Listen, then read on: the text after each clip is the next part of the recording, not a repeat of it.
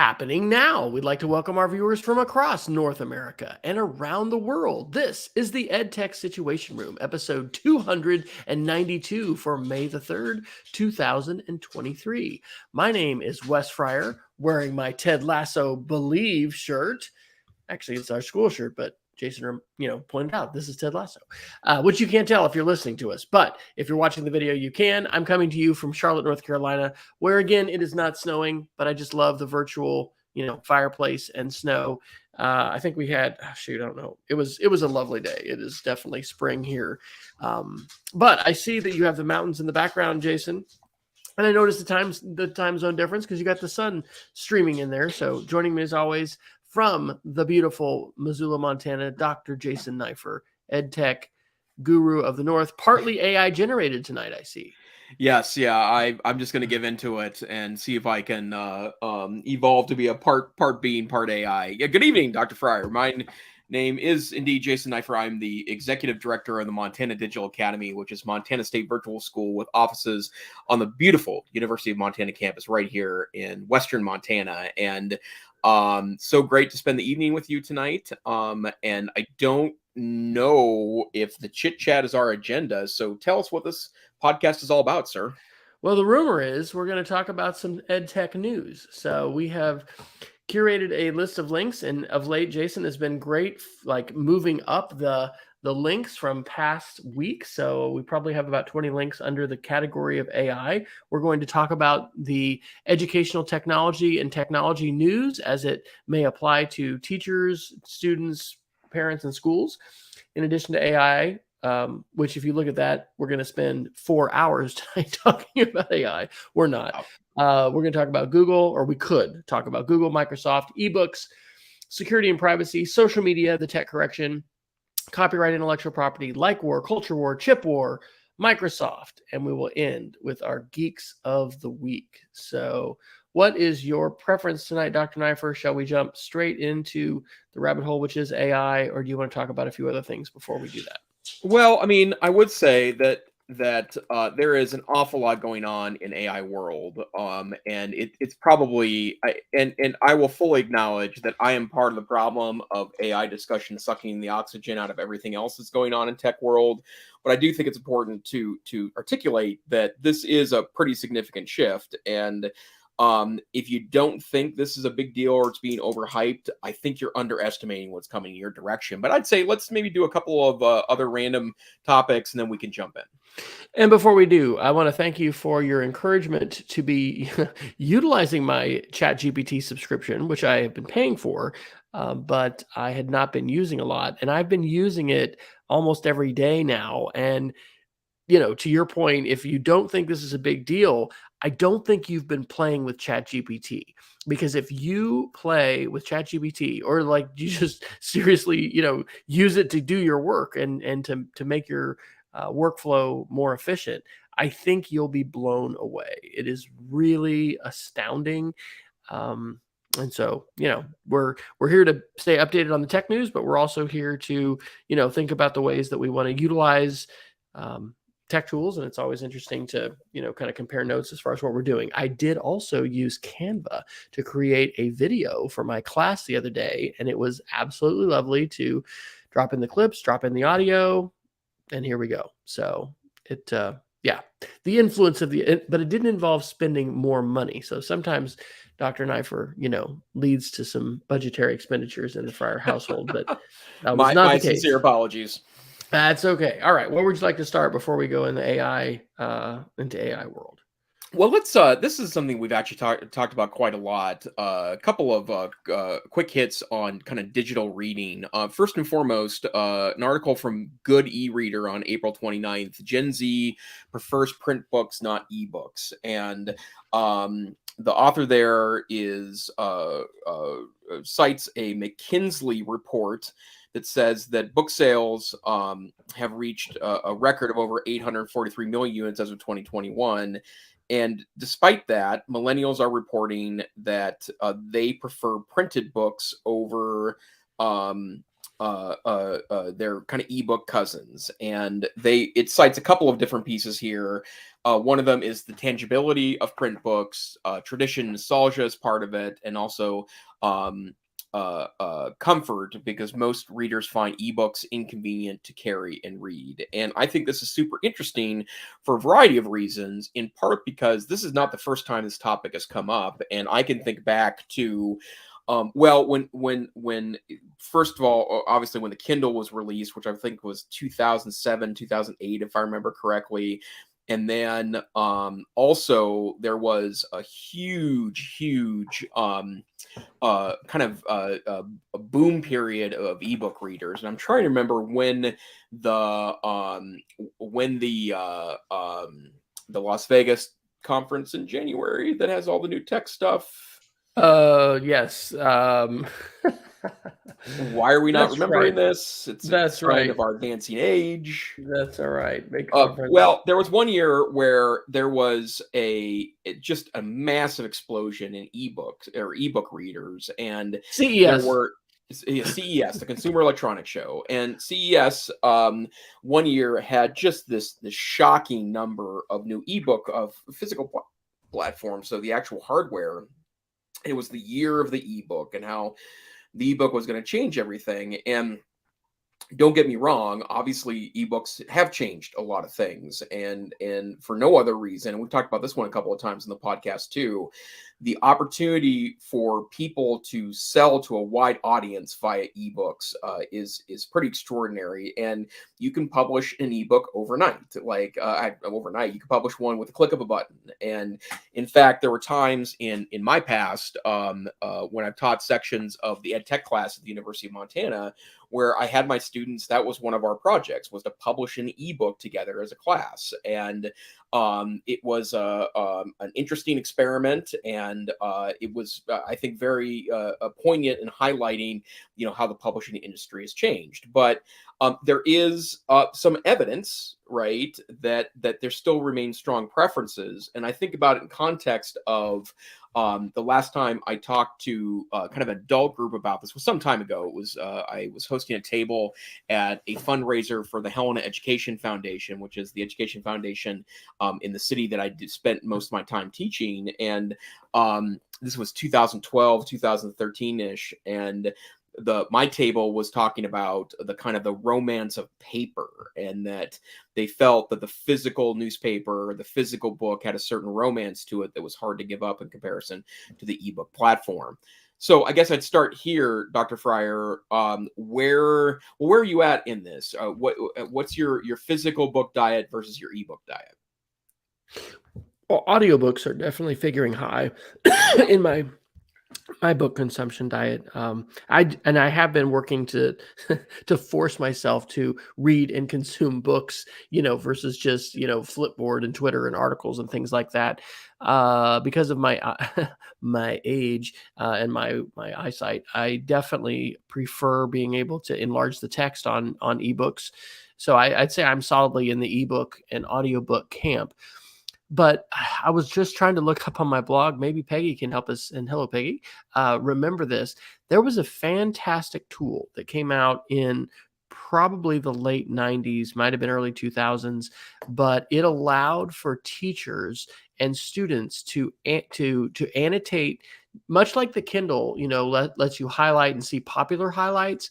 It let the teacher do annotations and let you see not only what the teacher was doing, but classmates. And so we could be inside the text and we are annotating and seeing each other's comments. And I have not ever seen that same kind of functionality. It was purchased by Pearson or, some large educational publisher.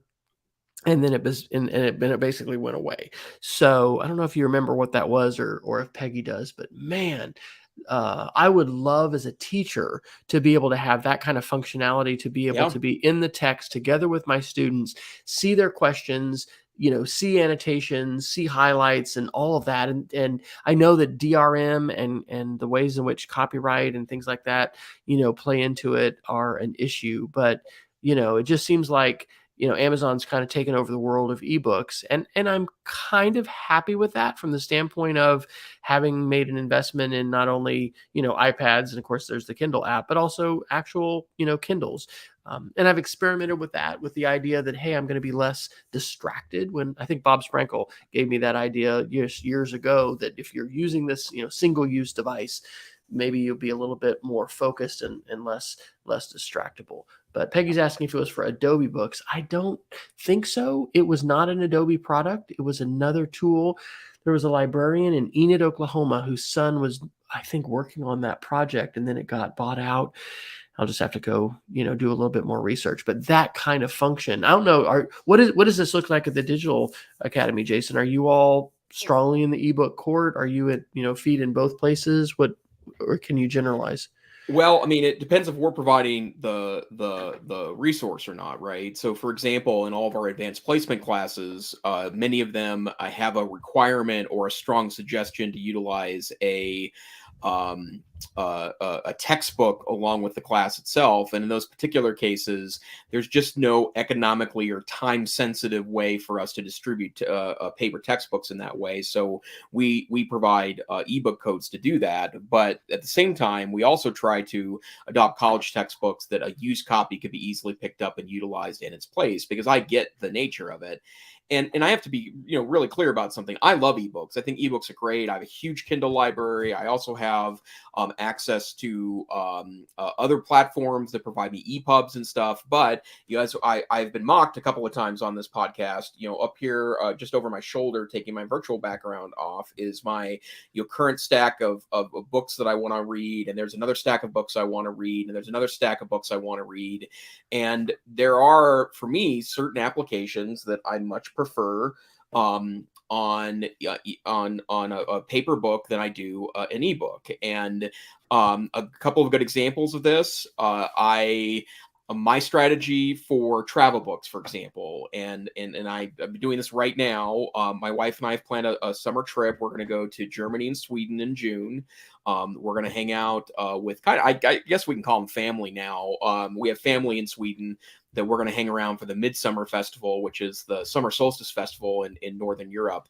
And we're going to spend a week in Berlin, which my mom is German. My grandparents came to the United States just after the war in 1951, when my mom was an infant. And so there was certainly a need for us to research some stuff from when we're in Berlin. My family's in southern Germany, northern Germany's a different place. So what we did is we purchased the Kindle version of the book, but we also bought a 4-year-old used copy of the travel book for Berlin, same book but different edition, so that we could literally pull it apart into pieces and carry some of them in our backpacks and travel bags.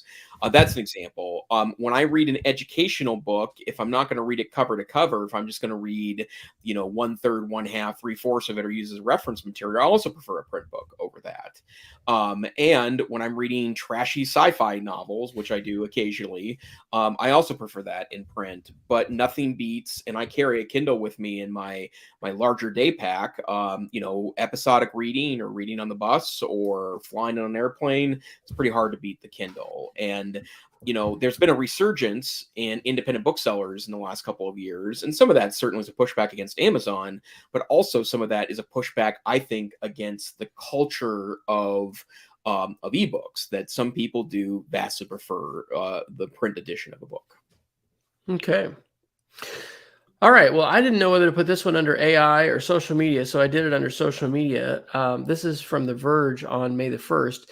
NYPD's answer to TikTok car theft challenges are 500 free AirTags. We reported a couple weeks ago that the New York Police Department is now led by someone who is just a real IT geek, and he's brought robots, including the Boston Dynamics Robo-Dog back, and then this other robot that doesn't have limbs but is a surveillance robot, but is evidently not going to use facial recognition, which sounds maybe a little bit difficult to believe. There have been incredible spikes in in the theft of cars, both Kias and Hyundais, because on TikTok, perhaps other places too, people have posted these techniques where you can use a USB drive. I guess it has some code in it. I haven't watched it. I don't know how it works. But basically, you take a USB drive, and they break a back window, they put it in, and they're able to steal the car.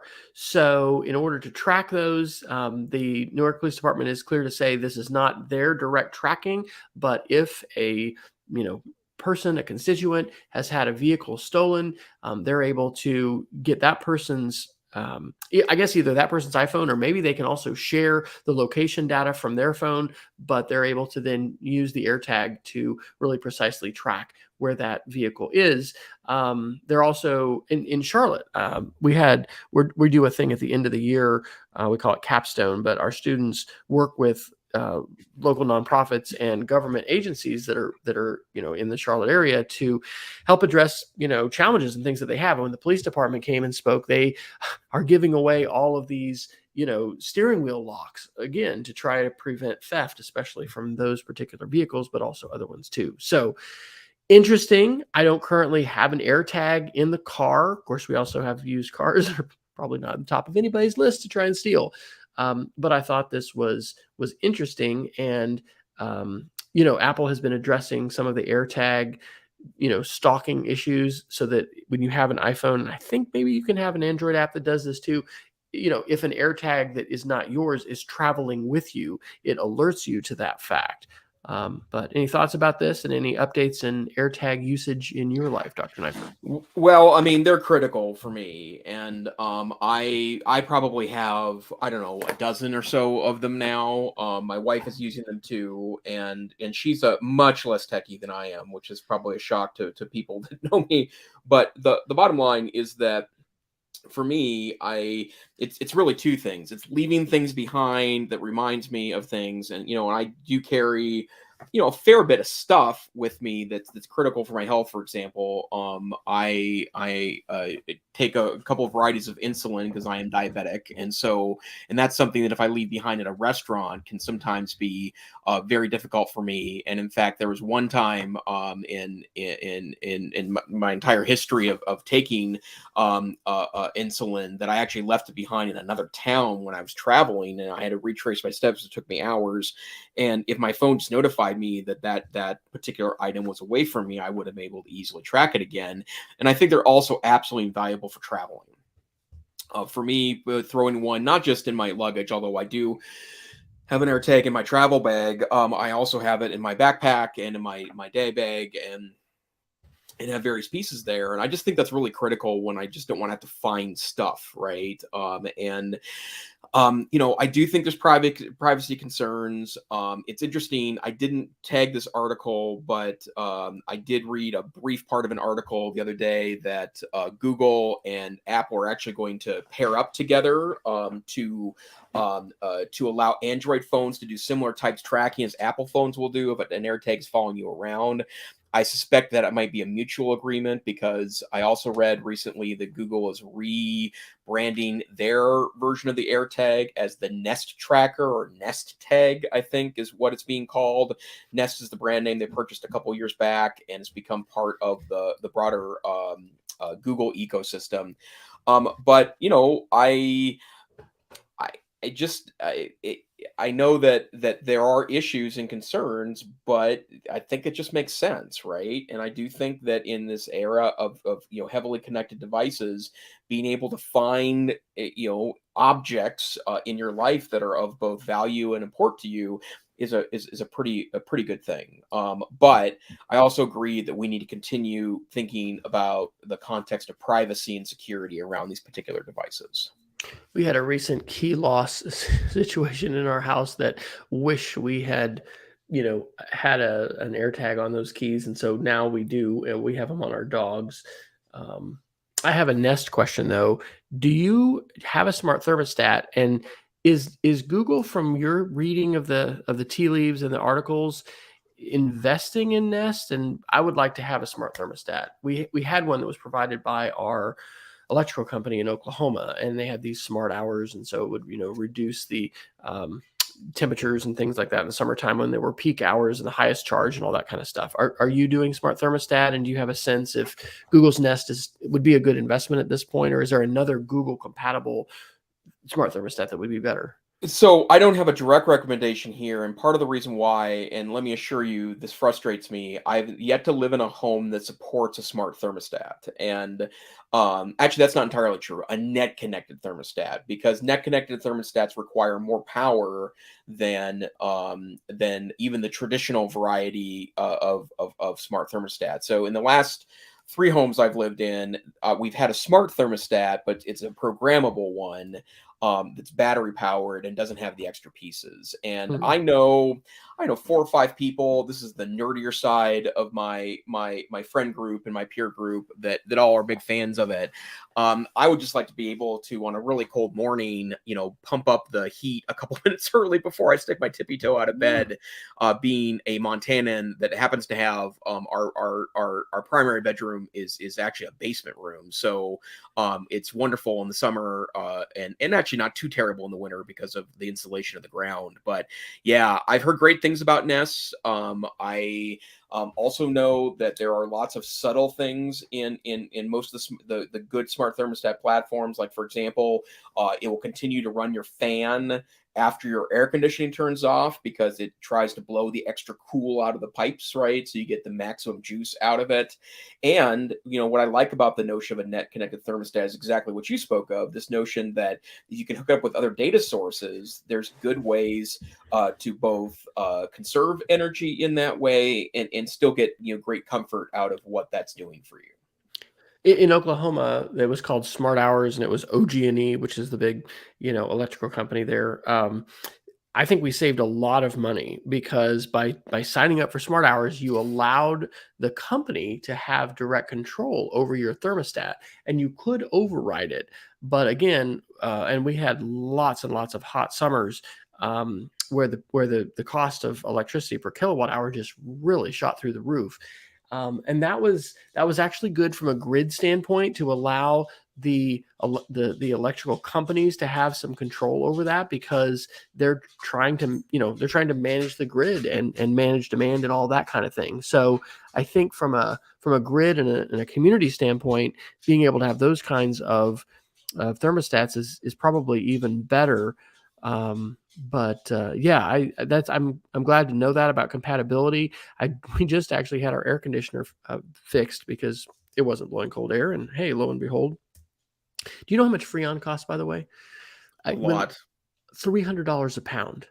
It was $40 a pound, this guy said, when he started working for this company, and they don't make Freon anymore. And some companies will just tell you, oh, you need a new unit. That'll be $7,000. So anyway, we were able to get Freon, and we were able to, get this heater, deactivated. But I asked him, they use Honeywell. And so anyway, if anybody listening to the show has some insight and opinions about smart thermostats, we're not just talking about educational technology. We talk about smart speakers and some home and consumer tech as well. I would be interested in that, because that is not at the top of our spending priority list for the next couple months, but it is something on my list. And I think that there's a good cost savings that can be realized, as well as, like you said, the convenience of being able to have air or heat as it is needed, turn on or turn off. So Peggy's putting Venstar in the oh, and so yeah, she's saying that she controls it with an app. Huh. That's interesting. You must have a smart thermostat though, Peggy, to allow that. So of some kind. So Venstar.com. I haven't heard of that before. All right, sorry, I got us off track. That's okay. Let's do some Google news. This first one is really exciting, and I want to mention it because we didn't get to it last week. But Google Authenticator is now offering its two-factor authentication with a sync, and I want to tell you kind of a little story about why this means so much to me.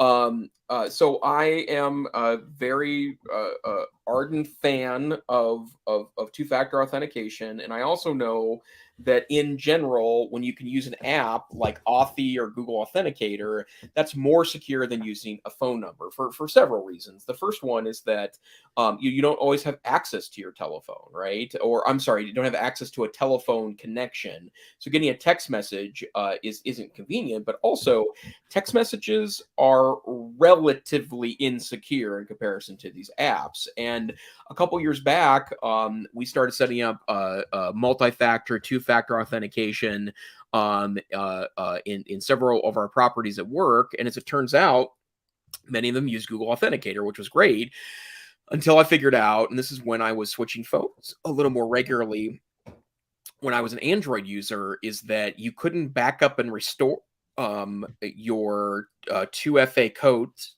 on Google Authenticator because it just wasn't a feature. And I just didn't know how to deal with that because I didn't know how to reset up my 2FA then, right? And it's crazy that that wasn't available, right? Yes. I mean, that's like a very important feature. Yes, yeah, and it seemed nuts to me actually that was the completely bananas that was the way that worked. So I ended up moving all those things to Authy, which is now my preferred 2FA piece. But Authy's great and works as an alternative there.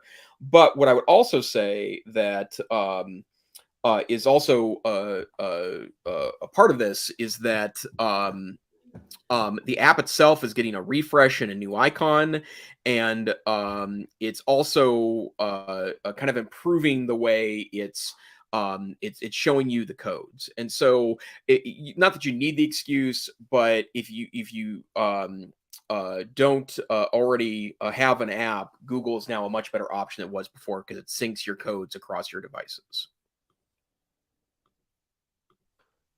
I've muted myself because I was coughing. That's great. Hey, Peggy, and back to we'll flip back. Mentioned this Vinstar, and this is sweet. This is a smart thermostat that I'd not heard of before. Controls AC and heat, and I don't know if it connects with Google.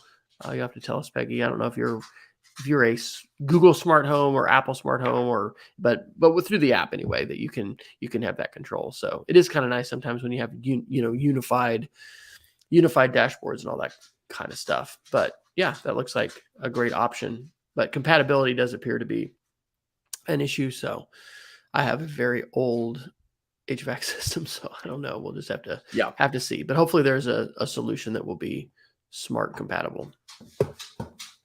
Okay, a couple other quick Google News pieces. This is one from earlier in April, but I just thought I would mention it. CTL, which is a prominent maker of Chrome devices, has announced its next generation Chromebox CBT X3, which you can get up to an i7 13th generation Intel Core processor on it.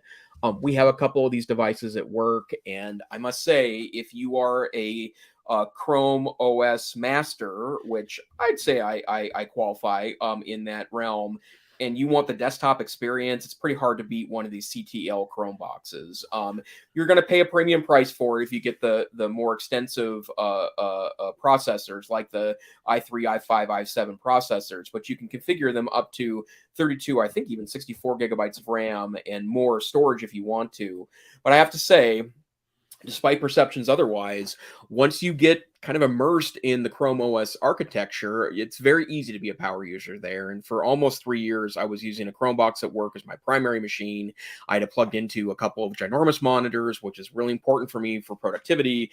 And as it turns out, it was a very successful strategy for me to engage in that. And so if you haven't had the experience, although I will tell you that the cheaper way to do that might be just to buy or utilize, if you have a dated a castaway Windows box in your school or in your home, chances are you could probably also configure a pretty fast Chromebox too in that way.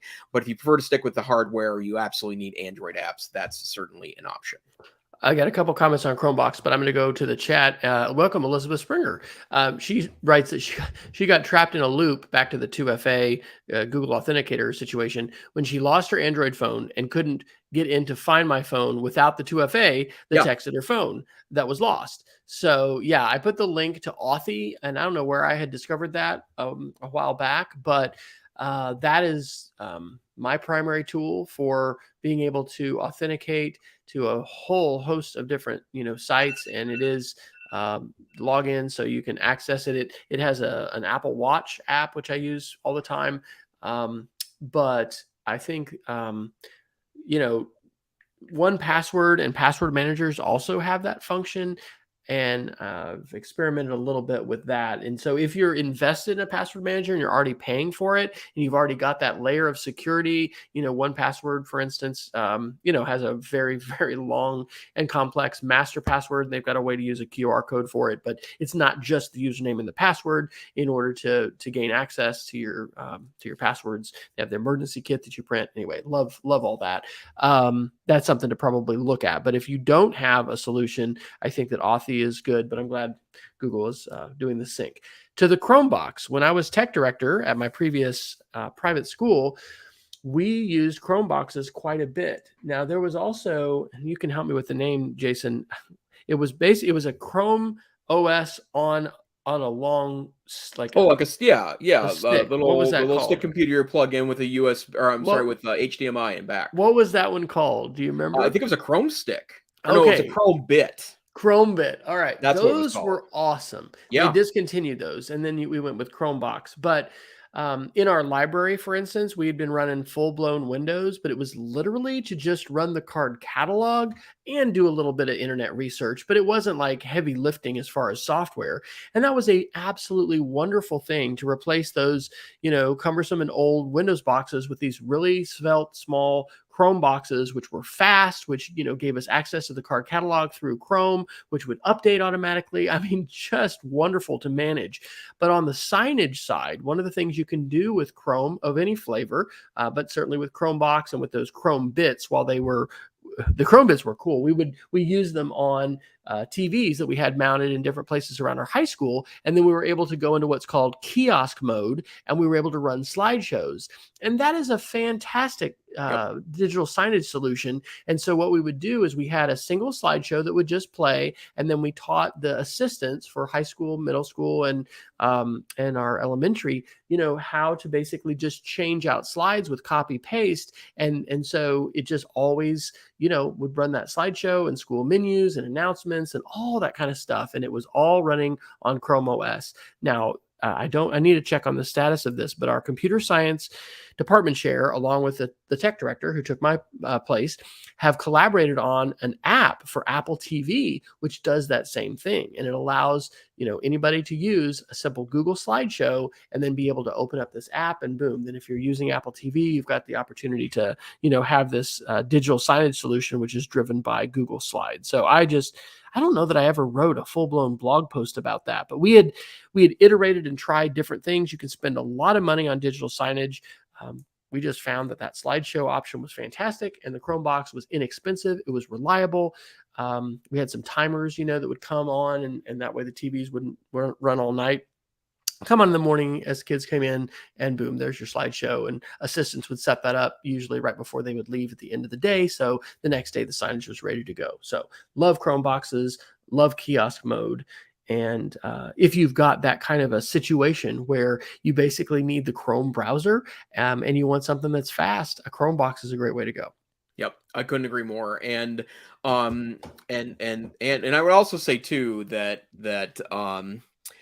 I don't be afraid to experiment with Chrome OS Flex. It's just such a great operating system, and I've taken what is essentially castaway laptops and desktops and turned them into something that it's not just feels faster, but it's objectively faster by benchmark measurement than a brand new Chromebook Chromebook you could buy from Target. So don't be afraid to do so. And then just a couple other quick hits here. This one's just a laugh more than anything else, but Google is issuing Chromebooks to employees as part of a cost-cutting measure, which I thought was kind of ironic. I do know that I believe that both Macs and Chromebooks were typically issued to users there, but they have a virtual workstation setup that's available in Linux or Windows called CloudTop as their default desktop offering, so that you're doing very little computing on your computer, instead just kind of porting out to something else. But I did find that ironic for those of you that have been experiencing that before. That's a Google thing too. And then one other, oh, please, sir. I'll just interject. My wife loved her Chromebook. And so for a while when she was teaching at a school for homeless kids, they had iPads, but she had a Windows machine in her room, but we just bought her a Chromebook that was a more affordable device for us to pick up on our own. But she just absolutely loved it. And when she moved to a Mac, it was a bit of an adjustment. But Yeah. even though we might like, it's just a Chromebook.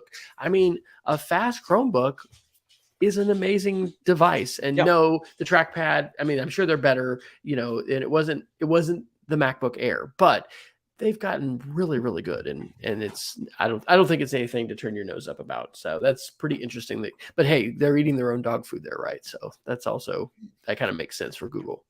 Yeah, totally. And then one other quick one, and I just find this ironic, and I don't know, you may know where this is going, but Google is shutting down Currents, which is their discussion platform that replaced Google Plus when they shut that down for consumers. And the reason why I find this interesting is because that's where I think both Wes and I are members of the of the Google Administrator group on Google Currents. I was not now. Okay, I still am, and it's actually a pretty lively community, and I don't know where that's going. And I was going to go look to see for this article, but again, Google, maybe this is part of why things are why they're successful as a company, but they are completely unafraid to get rid of platforms that aren't performing the way they want to, even if it provides inconvenience for the users that are bought all in. Huh.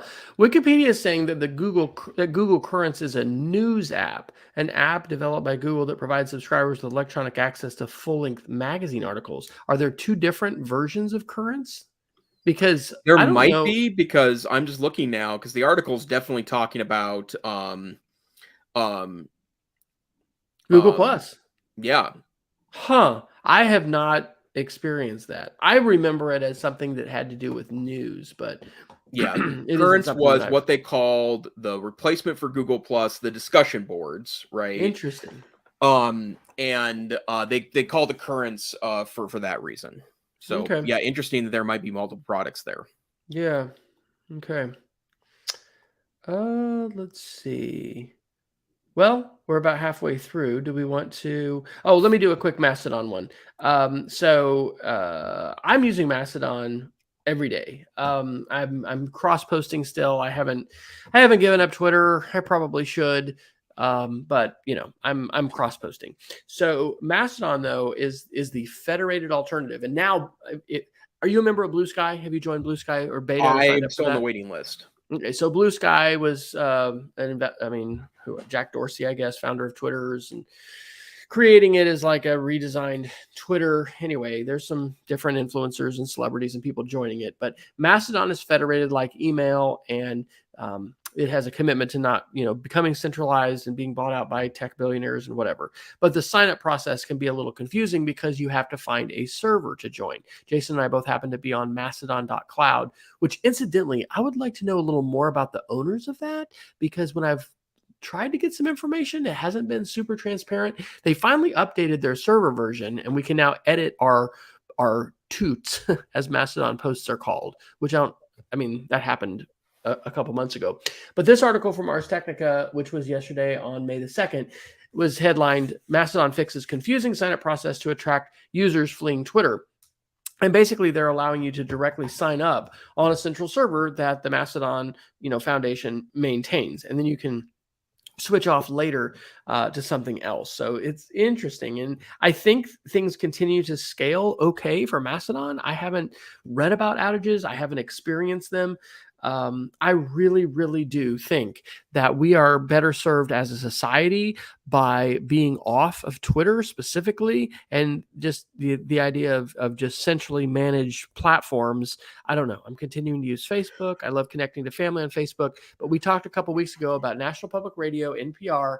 They made the decision with all this hoopla over being labeled state-sponsored media like Russia Today, and then they've changed that up. And the latest, I don't know if we have this article, is Musk threatened that he's going to give away the NPR, Twitter ID to somebody else because he's mad that, NPR has decided as a whole company in all their channels to stop posting to Twitter because of the ridiculousness of Musk. So any thoughts there on Mastodon and that stuff? Yeah, I mean, I'm having a harder time with Mastodon, just because the apps aren't super great and the Twitter app is better, and also there's not a critical mass on Mastodon. It may get to there.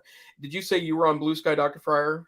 I have not. I haven't signed up for the beta either, Okay. but I would recommend the Toot app. There's a Yep, couple apps that's that what I've I'm tried, using. and yeah, And so but you and don't it's have the better than the reach. other app You that don't have the I reach for sure. I mean, in yeah, terms of and and I think as you were kind enough to comment back before I have a clever response, but there was someone that was a pretty pushy about you sharing information about the symposium I'm hosting in um July. And again, I don't disagree with the person per se. I'm just not sure if that's really the way to get change there. But I don't check it every day. But I wanted to point out one more ridiculous thing that's happened with Twitter lately, and we haven't gone down this rabbit hole because, to be honest, this would turn into 20 minutes a week too. And I just think there's more consequential things in this world than talking about the demise of Twitter. But if you haven't noticed this, Dr. Fryer, so you can pay $8 a month, and become a verified person. And it's kind of interesting. I saw a reference to this a couple of weeks ago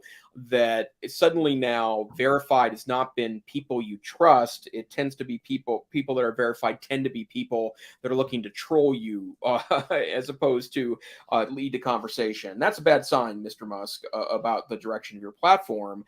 But I've been part of a couple of conversations with nonprofit organizations that I work with and help provide social media support for about the merits of getting the blue check. And there was one conversation I was in a couple of weeks back where we were probably going to go for it, right? Like it's turned into kind of a badge of discourage, I guess, for lack of a better way of putting it, right? But the we decided to go ahead, and then a couple of weeks back, Elon announced, and we got a notification in one of these accounts that if you're an organization, nonprofit organization, company, business, and you want to get verified, the cost is $1,000 a month.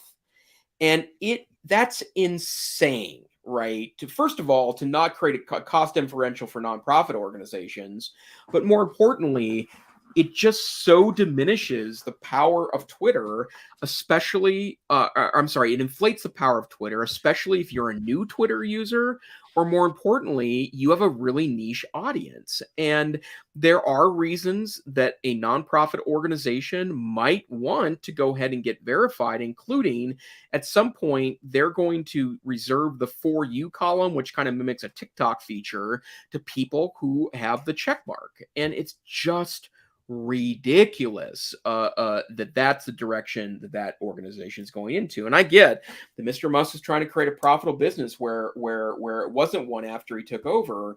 But the bottom line is that there's just a number of blinking red lights here, and one of them is that he wants to charge $12,000 a year for access for even nonprofit organizations.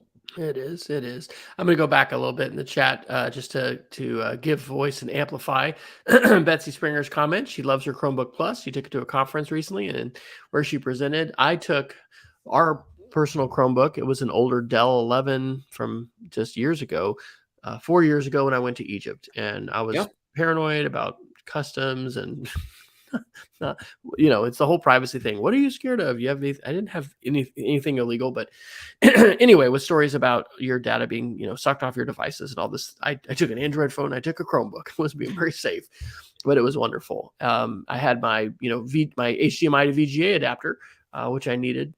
But anyway, it is fantastic. And the robust maturity of the web today in terms of being able to, as long as you've got internet connectivity, take care of your presentations, your videos, all that kind of stuff. I found that I was a keynoter at the conference, and so it was great, and the Chromebook performed really well. All right, well, so shall we get into some AI articles? There's only a few to choose from. Yeah, well, and let me start off with a couple practical ones, and then first and foremost, I'm a Grammarly Pro user. I have been using Grammarly for 7-8 years now. It was critical for my dissertation. It was critical for my professional writing. It's Wow. really an amazing tool, and so much so that I pay. I think it's like $120 a year, and which makes sense in my current role in the world. But they released something recently, and by the way, they have used AI as a writing assistant, right? It's much different than the generative AI of today, at least it was. But it's an AI based tool, and so I part of my joke tonight about being partly AI generated is a lot of my writing is partly AI generated. It corrects my tone. It has a wonderful feature where it will tell you if your email is too serious or friendly or just right, or it's a lot of interesting things Really? there. Yeah, it Wow. helps you with the And tone that's of your email. integrated into Gmail? Yes, or any place where you can type on the internet, right? So I'm writing social media posts, I'm writing Gmails, I'm in Google Docs. Well, Grammarly has rolled out a new set of tools that it's calling Grammarly Go. This is from 9 to 5 Google on April 27th. And this is a tool that is basically a chat GPT like sense that, or tool set that allows you to modify, in addition to helping correct your grammar and making suggestions, help modify, identify gaps, give you suggestions for improvement, pick out your main point. Also, you can choose the different types of tone you might want to have in it. And you don't get unlimited access to this. You only get access to, well, unpaid users actually get access to 100 prompts a month. That's pretty great for unpaid users. I have a premium account. So I get 500 prompts a month, but I've had it installed officially for the last 48 hours, and I've already used it to improve an email.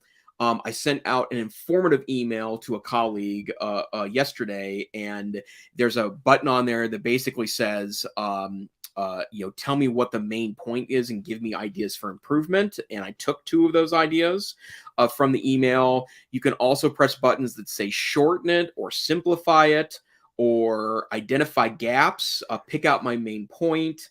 And this is not just emails, right? This is any writing that you're doing. And it can even, if you would like, give you points of which you can start with almost like a template. But I want to write a cover letter, and Grammarly Go will provide you a template and guidance for doing that. And I most of my communications and writing, I email a lot. I talk on the phone relatively little. I probably only have maybe 3 or 4 calls a day, plus usually 3 to 4 Zoom meetings or Zoom calls during the day. Most of my communications via writing. And when writing matters, and by the way, we throw away too many emails in this world. That's one of the reasons why email is such a terrible communication, is because we don't spend time crafting them. I think this tool could legitimately make a really incredible difference for people that, I guess, for lack of a better way of putting it, aren't great at writing emails or need assistance to make it smoother or better. Wow, that is really amazing. I'll do some geeks of the week, kind of related to that. But ladies and gentlemen, welcome to the age of the augmented brain, right? Yeah, Because totally. this is, you can be bionic by allowing, using these tools. All right. Let's see. Do you know about the Joe Rogan Steve Jobs podcast? No, although that sounds hilarious already. Well, there's a whole lot of issues around this. So this is a Gizmodo article from October of last year. So it struck me today as I was thinking about getting on our show, Jason, that like one of my favorite sort of curriculum, and I don't know, I guess it's a curriculum book, is E.D. Hirsch's Cultural Literacy. And while he took that in a direction I don't really, completely agree with at all in terms of like a traditional canon of, I would say, not very diverse texts and subjects for the curriculum.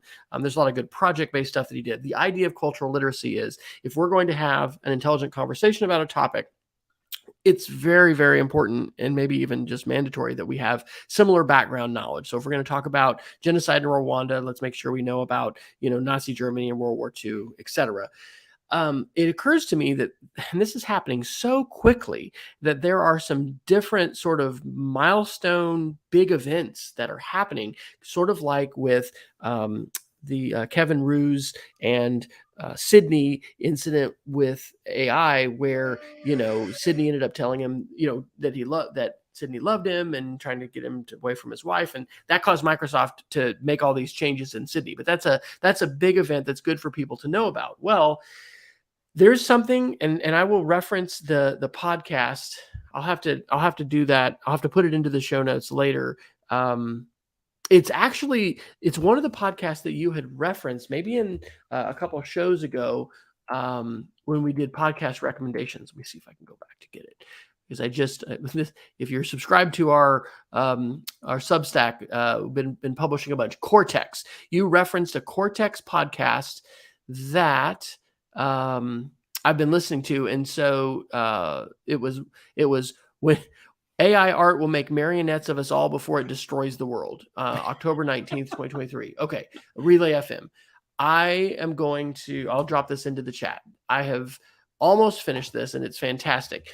I had not heard of this phrase, that, the marionette effect, but like James Earl Jones is at the good side of this, because he, as the voice of Darth Vader in Star Wars, signed, he's over 80. He signed permission. Hey, you can use my voice.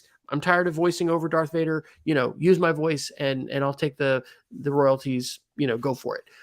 This Gizmodo article that I dropped in from October of 2022, this was a company that is podcast.ai. I think they took it down because I went to their podcast and I don't see it now. They have the newest one as Oprah, but they will take words that people never spoke before and make them say whatever they want. Hence this term marionette. And so one of the interesting things about this particular podcast, which again, I couldn't find, and it may be offline, there are literally thousands of hours, I think, of Joe Rogan. And so his voice is so good because the training data set was so big. Steve Jobs, comparably doesn't have as many recordings of his voice online. And so his voice is not as good. But I think this is a very, very important ethical issue. That Cortex podcast that I put on is a fantastic discussion of this. And, some of the other things that I've listened to recently, just in terms of when we're dealing with an intelligence that is vastly better than us. There was a podcast. There's a computer science. I have to look in my YouTube, my YouTube history to be able to find it. Sorry, and I'm going to be playing music as I do this. And it's comparing speed to like looking at trees and how slowly trees grow, compared to us as human beings. Let me see if I can find this. But anyway, I'm not going to be able to pull it up really quick, but I think this idea is it's fraught with a lot of ethical challenges. And, as we are sitting here, Jason, recording our voice, putting this out on YouTube and Facebook and all of this, sadly, I think that if people want to, they would be able to ingest the podcast feed and probably make you or I say anything that they want to. That's exactly the point I was going to make, Wes, is that we literally have hundreds of hours of our voice, and you are a step more hardcore than I am, because you have other podcasts that you do. You have one with your wife. You have your Old Speed of Creativity podcast, which I think there's like 500 episodes of. I'm pretty sure that there's easily 1,000 hours of your voice on the internet, and I'd be probably close to 300 or 400 hours now. That's probably enough to do a pretty good a replication of our voices, right? And this goes back to, and we've talked about this in 3 or 4 contexts since the generative AI thing has come up. Seeing is no longer believing. Hearing is no longer believing, and I don't know how we fix this, and I don't know how we add authenticity to items as such, but that's the kind of questions we need to be asking right now. And in the same way that I am not going to, or that I don't share an AI generated image without noting it's an AI generated image. And that's a little thing, and maybe at some point we'll come up with better ways to talk about that. But the bottom line is that this is going to change. This takes media literacy and puts it on its ear, because it's so much more multi-dimensional now than it ever has been. I believe if you are listening to our voices today, and these are our real voices, by the way, let us assure you we're real. We have just got to make media literacy a cornerstone of what we're doing in school. Yes. We do not know what is going to happen with AI for sure, but I think that we can say with a high level of confidence, misinformation, disinformation, malinformation, pollution of the information landscape is going to explode, and it already has exploded. Yep. Betsy Springer is doing a shout out to the AI Dilemma. This is by the Center for Humane Technology, the same group that brought us the Social Dilemma. I have not watched that. I need to watch that. Jason, perhaps you and I can watch that separately in the next couple of weeks and have a little conversation about it. I think that we need to consider how we're going to meaningfully respond to artificial intelligence in the curriculum. We got like 6 more minutes till the top of the hour, or to the hour. There's one more AI article I want to do that fits into this category of, this is like this is an event that we all need to know about. This is the New York Times on April 19th. I am not a big rap music fan. And Drake is, is a big rapper. And so this incident, which I don't think we've covered on the show previously, the headline is "An AI hit fake, Drake and The Weeknd rattles the music world." And you can find this article, several different places. New York Times has they're super long. And so we have a gift link for this, but I'll get a shortened version of it. The bottom line is, folks that are Drake fans can't tell that this isn't Drake. And the really popular and wealthy musicians like Drake, like The Weeknd, their music companies are going to be able to take these kind of things down. But the article and then other commentators make the point that, a lot of folks may not be able to do that. And whether we like it or not, this is being done. This is going to be done. And there could be some positive to this. I think I listened to this article, it's about 11 minutes. And, maybe this is going to herald some new types of creativity. I mean, can you imagine different musical artists, being able to take different voices and put them together in the ways that they could imagine? But like, control intellectual property, copyright is fascinating because, Napster was able to be shut down by the government because we had laws prohibiting illegal copies that were owned by the creators or by the music companies. In this case, Drake and The Weeknd didn't create this musical track called "Heart on My Sleeve." And so when it went viral, like, they were eventually able to get it taken down. But, are we going to need new laws to deal with? I think this is an important incident to talk about. And I was thinking, Jason, hey, you need to write a book about AI. And wouldn't it be great to say, like, the cultural literacy of AI, but it's changing so fast, it would be challenging to do, because you'd have to be updating it almost monthly. Yeah.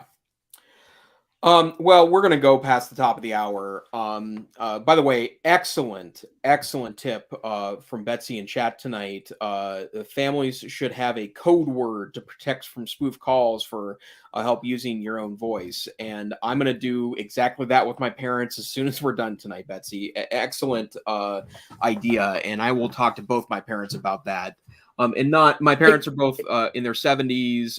They're pretty savvy. My mom was one of the first people to have a computer, and she was a bookkeeper for 50 years before she retired. And so, it's not like she's completely susceptible to that. But I think that's a really important point, that, you want to talk about media literacy. Well, this starts at home.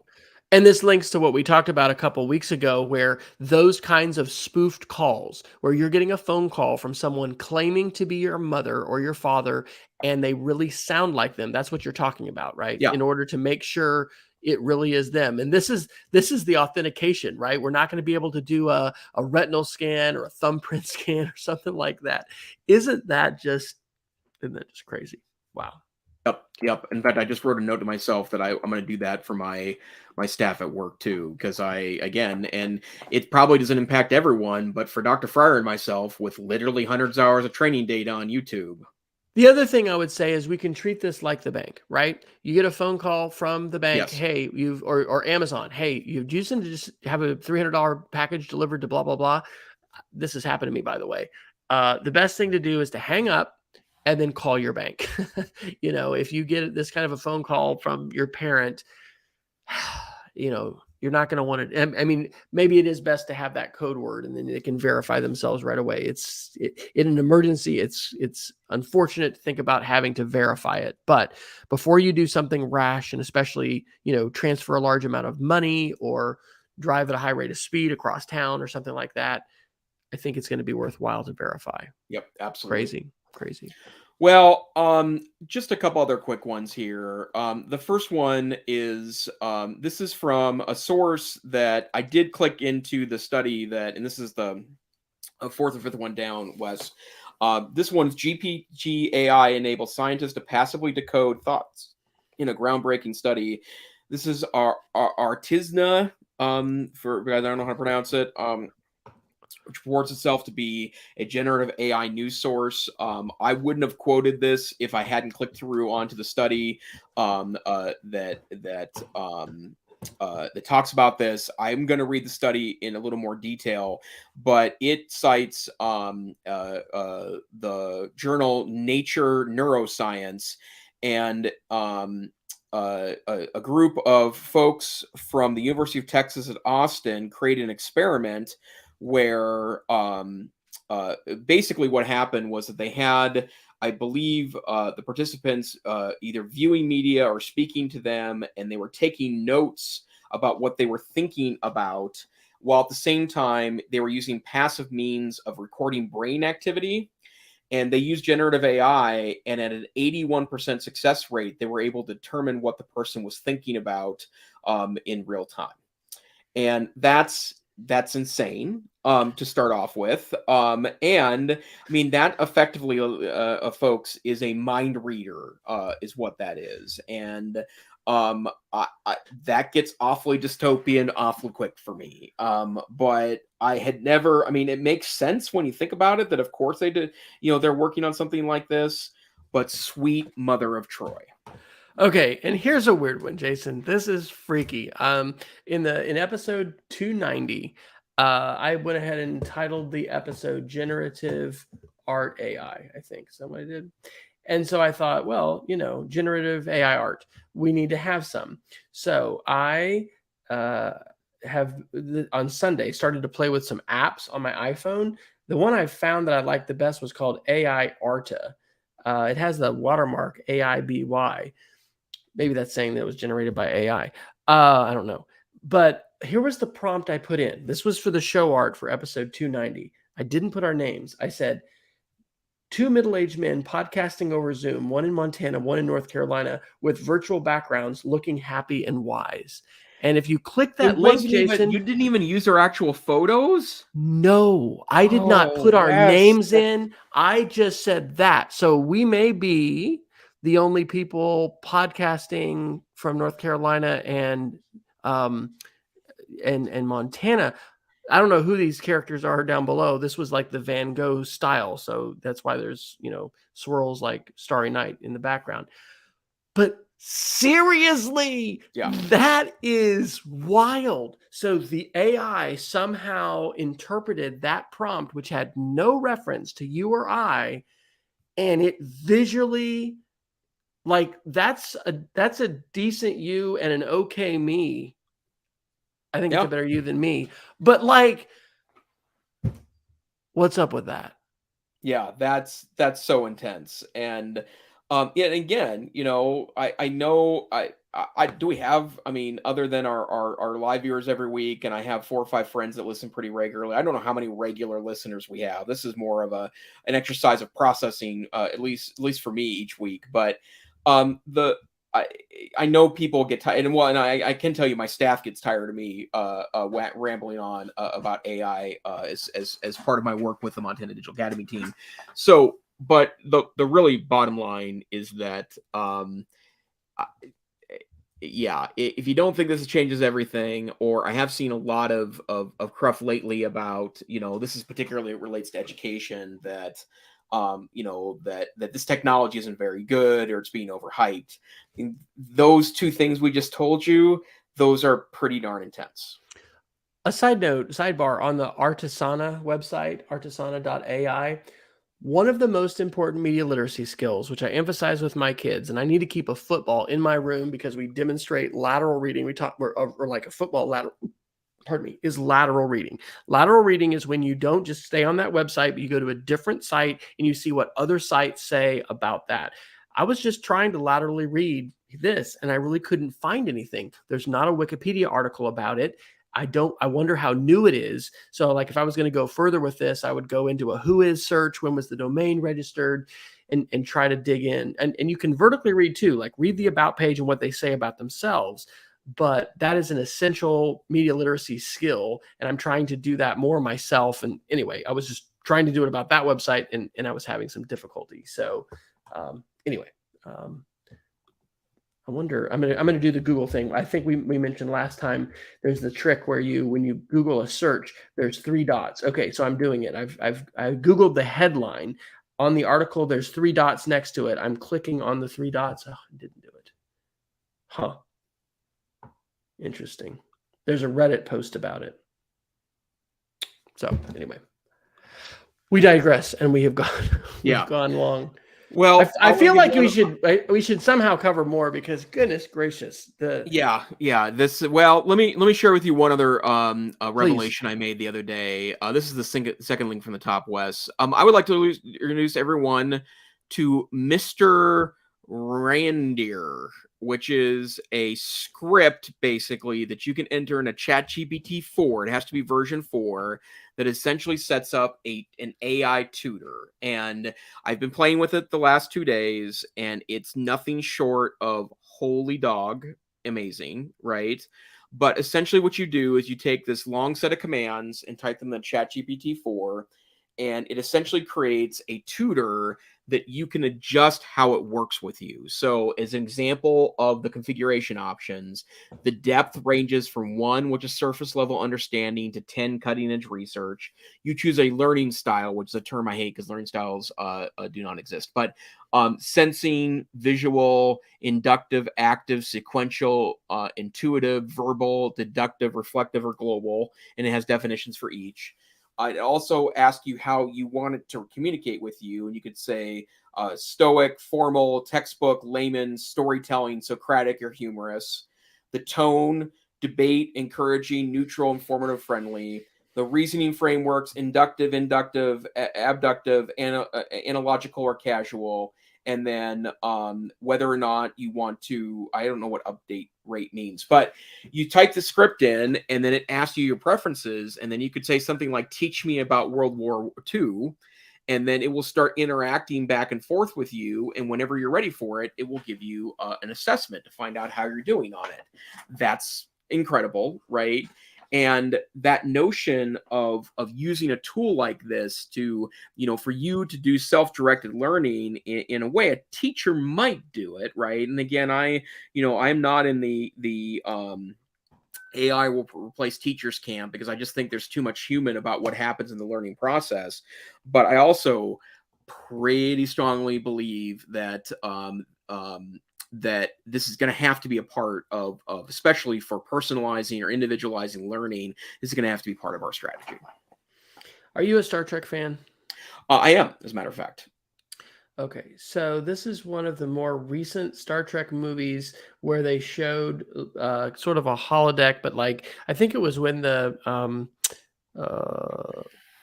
Leonard Nimoy and Spock, the Vulcans were training, like sort of going into almost an IMAX, sort of mini IMAX theater. So it was this wraparound screen, and they were going in there for, education. What was it? Was it First Contact? I think it was Jonathan Frakes. I don't know. No, it wasn't. Anyway, it was a as many science fiction movies do and Star Trek does, it portends the future. And so when you think about a tool like Mr. Reindeer that is a customized tutor, think about that completely hooked to video. Yeah. I think I mentioned in the show last time, one of the things I want is something that's going to take the main ideas that I'm talking about as a teacher, and it's just going to visually present images as I'm talking about those things. I'm going to talk about Leonard Nimoy. I'm going to talk about, whatever the topic is, that's coming. But I think that we also are going to be having, certainly games that are not going to be completely programmed, but they're going to be AI generated. And we're also going to, this, I don't know how fast this is going to come, but we're going to be able to have these kinds of immersive personal tutors that are not going to be generic, but they're going to be, customized and specialized to us and to the things that we know, the things that we understand. Right. And for the record, I mean, that sounds far-fetched, except that right now you can go to Twitch and go to the channel called Nothing Forever, and there is AI generated Seinfeld episodes going on 24/7 that are being generated in real time. Now, to be clear, it was taken off for a while because of some I believe it was racist comments that one of the episodes made, if I remember correctly. But the bottom line is that they will work through that in the same way that they'll work through it in a way to give a magical background PowerPoint presentation in a large immersive area when Dr. Fryer is teaching about something in his classroom. And that sounds a little futuristic, but it's not at all. And I do think the generative AI has made an awful lot of science fiction-y things suddenly not so fiction anymore. On the positive side, I did a very simple thing today in class. We're doing our Google Sites and our digital portfolios. We were taking a look at and kind of proofreading. A student had written a paragraph, 3 sentences, had some, spelling, grammatical errors. Copied it, put it into ChatGPT, said, please correct this for, spelling, grammatical errors, or please correct for spelling, grammar, etc. And not only did it, of course, fix it right away, it did a line by line, this is what I fixed immediately. So when you think about being able to have that kind of a tool, and I won't go into it now because I think I'm going to hopefully do it, but scripting and coding, it's just play with this. If you're not playing with this, you need to spend some time playing with it. I appreciate your encouragement, Jason, to say, hey, you're using this every day. And it's like, well, I'm not using it at all. And so just the little bit that I've been doing, it drives home the not only the power of it and of, ooh, it's powerful, but the very basic utility. And I'll talk about that in the Geeks of the Week in terms of YouTube summarization. So should we go there? You can do one more. I mean, nothing is stopping us from going further. I think we need to call this good. We need to wrap it up. And I don't know, one of the things we may want to think about Dr. Fryer is that we may want to pivot this to an AI and education show, in part because I think a year from now it's gonna be hard not to talk about this. Okay. Yeah. Well, Dr. Fryer, what's your geek of the week, buddy? Okay. Well, sorry, I have several. Canny. All right. I am missing a bunch of Google tools. Google used to have, wasn't it called Google Moderator, where you could put up a post and people could upvote, downvote. Just learned about this one again from a podcast. It's called Canny. Here's the example. So there's a podcasting platform. Actually, it's the one that did the Steve Jobs, Rogan, fake podcast.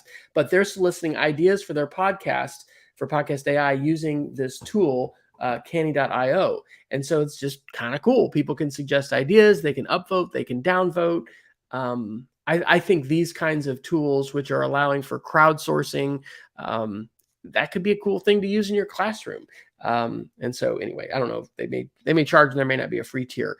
Here's the part about summarizing our podcast. So I had been using earlier versions of ChatGPT. I could dump the entire transcript of one of our usually hour-long episodes and get a quick summary, and then I could edit it.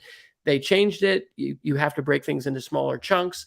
What are you going to do? I've discovered summarize.tech. Have you used this yet, Jason? I've not. Okay, so put any video in, summarize.tech, and it will do by 5-minute increments. It will summarize each 5-minute increment, give you a summary of the entire hour. And when you go over the hour, you get 2 different segments. So for tonight, I put, for episode 290, which I did today, put that in there, copied the 2 paragraphs for hour 1 and like our 10 minutes that were over the hour, put that into ChatGPT 4, said, please combine and write this more concisely. Boom. Excellent summary. didn't have to do anything in terms of like separating text and getting super complicated. On voice, play.ht, AI powered text generator. Now, I have several books that I want to write, but it is possible to think about maybe training an AI to be able to use my voice and then releasing an audio version of a book with that. This tool, play.ai, can be possibly used for that. And then lastly, Monday night, I had a great chance with TIP Teachers, which is up from your neck of the woods, Jason, in the Pacific Northwest, a fantastic presentation by Rachel Moran Prestridge, who is a postdoc for the University of Washington in their Center for an Informed Public. And she gave one of the best presentations I've ever seen on TikTok. This is my thread of takeaways from her presentation. She doesn't have the PowerPoint posted online publicly. I would be happy to send that to somebody we don't have a ton of people that are probably going to ask for that. But I'm going to be doing a unit on using the SIFT Web Literacy Framework with TikTok, because she has some great examples talking about health, talking about the ways in which different challenges are on TikTok. These are things we need to be talking with kids about, not because I want to promote the use of TikTok among middle schoolers. I've got a lot of middle schoolers that are on TikTok, and this was just a fantastic presentation, and those are just a few takeaways from her presentation. So ends tonight's Geek of the Week overshare from Wes. Wow. And mine seems just kind of sad in comparison to that. But as I mentioned earlier, my wife and I are headed to Sweden and Germany this summer. One of our favorite resources for travel is the travel writer Rick Steves. He's a Seattle-based writer. And in fact, if I hadn't read his book, Europe Through the Back Door, in 1999, I would not be the traveler I am today. But he's got a really great app that has free audio tours of things in a lot of different cities, and great walking tours. And we've been spending our time kind of looking at different options. But he has a wonderful Berlin city city tour that we're going to utilize, and you just put it in your smartphone and put your earpiece in, and then he'll just guide you around everywhere you want to go. Fantastic. Ooh, hey, this is going to be a record. Yeah, it is. It's all right. All right. wesfryer.com/afterisme. How about you? Still kind of twittering it up, Tech Savvy Geek. There we go. All right. Well, we want to thank everybody for coming. We had some great live viewers tonight. Peggy George, Betsy Springer. Thank you all for joining us. We also had Elizabeth with us. And so anyway, it's just great to have multiple folks that are live in the chat room, contributing to our conversations and asking questions. Let's see, it was Elizabeth Springer. So if you would like to check us out, you can always find us at edtechsr.com. You can find our YouTube channel. Who knows? Maybe we'll be changing the name of our podcast. But for now, we are the EdTech Situation Room, a Wednesday night podcast that comes to you at 9 p.m. Eastern, 8 p.m. Central, 7 p.m. Mountain, 6 p.m. Pacific, and sometime in the middle of the night, UTC.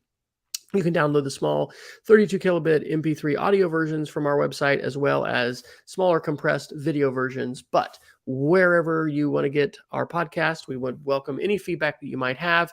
You can reach out to Jason or I, and we'd love to have you live on the show. Until next time, we encourage you to stay savvy, stay safe, and start playing with ChatGPT if you're not already. Good night.